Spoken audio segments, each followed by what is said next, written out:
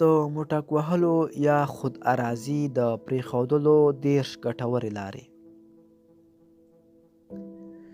لومړی، کوښښ باید وشي چې د خوب په وخت کې ګېډه له معمول زیاته ډکه نه وي. دویم، د تنګو جامو له اخیستلو باید ډډه وشي. دریم، د پارونکو تصویرونو، فلمونو او منظرو له لیدو باید ځان وساتل شي. څلورم، د جنسي مطالبو او بحثونو له اورېدو او لوستلو او حتی د پارونکو ټوکو ټکالې څخه باید ډډه وشي. پنځم، د تحریک کوونکو خوراکي توکو لکه کجورې، پیاز، مرچ، هګیو، سرې غوښې او غوړو خوراکي موادو څخه د اړتیا په اندازه ډډه وشي. شپږم، له خوب وړاندې باید مثانه تشه شي. اووم، جنسي اندامونو ته باید زیات لاس ورنه وړل شي. اتم، هیڅکله باید پړمخې ویده نه شئ. معنا هیڅکله داسې مه ویده کیږئ چې ستاسو تناسلي آله له توشک یا ځمکې سره په تماس کې وي. نهم، خپل بیکاره وخت ته باید برنامه ولرئ او هغه وخت په ورزش، عبادت، مطالعه او نورو کړنو ډکه کړئ. لسم، هر کله چې د جنسي افکارو تر برید لاندې راغلی باید یوازیتوب پرېږدئ او ځان په بل کار مصروف کړئ. په دې وخت کې له دوستانو سره خبرې اترې وکړئ او په ټولنیزو پروګرامونو کې ګډون وکړئ. ځان ته ډاډ ورکول دا مرسته کوي چې خپله اداره غښتلې کړئ او ځان ته ووایئ چې موټک پرېږدم.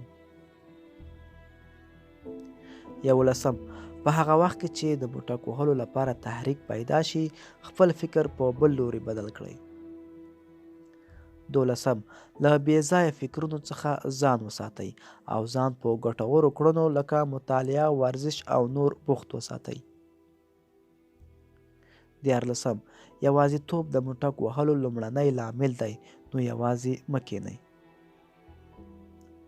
14، هر کله مو چې بې لارې فکر ذهن ته لار پیدا کړه نو له ځان سره ووایئ چې الله جل جلاله مې ویني. 15، هر هغه کار چې تاسو ته د موټک وهلو انګېزه درکوي هغه ژر پرېږدئ. 16، له هغه کسانو سره ناسته پاسته پرېږدئ چې تاسو په مستقیم او غیر مستقیم ډول موټک ته رابولي. 17، د شهوت پارونکو مسایلو په اړه له خبرو کولو ډډه وکړئ. 18، په هر ځای کې له یوازیتوب څخه ځان وساتئ. 19، د خپل بدن جنسي غړو ته له کتلو ډډه وکړئ.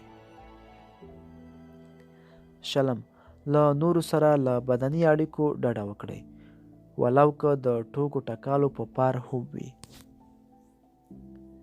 21، په اونۍ کې د 2 ورځو لپاره روژه نیول د جنسي شهوت د ځپلو لپاره ګټوره لاره ده. که چیرې په روژه نیولو باندې ونه توانېدلی خوراکي رژیم مو کم کړئ او د شپې لخوا ډیره ډوډۍ مه خورئ. کوښښ وکړئ چې د ویده کېدو په وخت کې مو ګېډه خالي وي.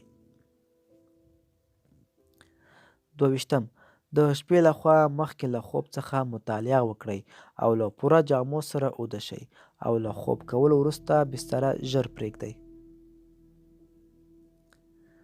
23، د شپې یوازې مه ویده کېږئ او یا په داسې ځای کې ویده شئ چې د دې عمل ترسره کولو موقع نه وي. 24، تل دا په یاد ولرئ چې تصمیم لرئ دغه عمل پرېږدئ. 25، له تصمیم نیولو وروسته یو ځل هم د دې عمل پر لوري لاړه نه شئ ځکه دغه عمل ستاسو اراده کمزوري کوي. 26، وروسته له دې عمل څخه پښیمانتیا په یاد ولرئ. 28، دغه احتمال په یاد ولرئ چې شاید نورو ژوندی پاتې نشئ نو بغیر له توبې باسلو به الله ته حاضرېږئ. 28، د دې عمل زیانونه په یاد ولرئ.